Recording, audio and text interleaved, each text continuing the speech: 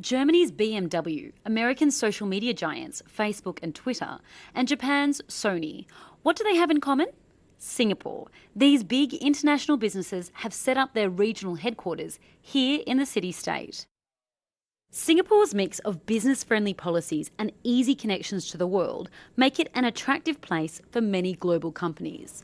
But strict border closures to combat the pandemic have now put that at risk. Alan Schnervli and his family travelled to Europe to visit relatives, not knowing when they could return to Singapore.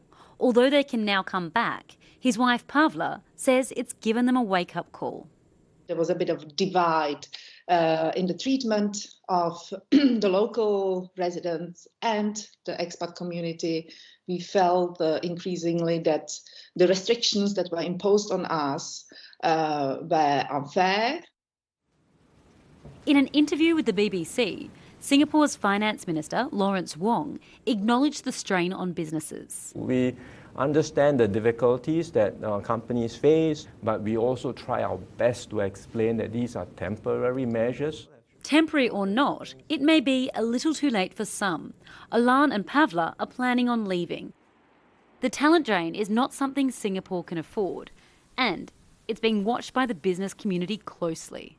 There is a strong will to remain committed to Singapore. Of course, that can only happen with clear roadmap, clear engagement rule in terms of which manpower you can have.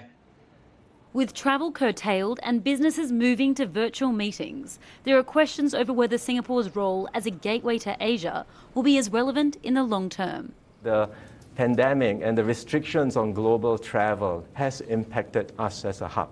But if you ask companies around the world, they will tell you that the fundamentals for Asia's medium to longer term remain strong.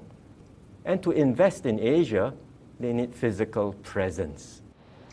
After the pandemic, we could see a shake-up in how international firms look to expand overseas.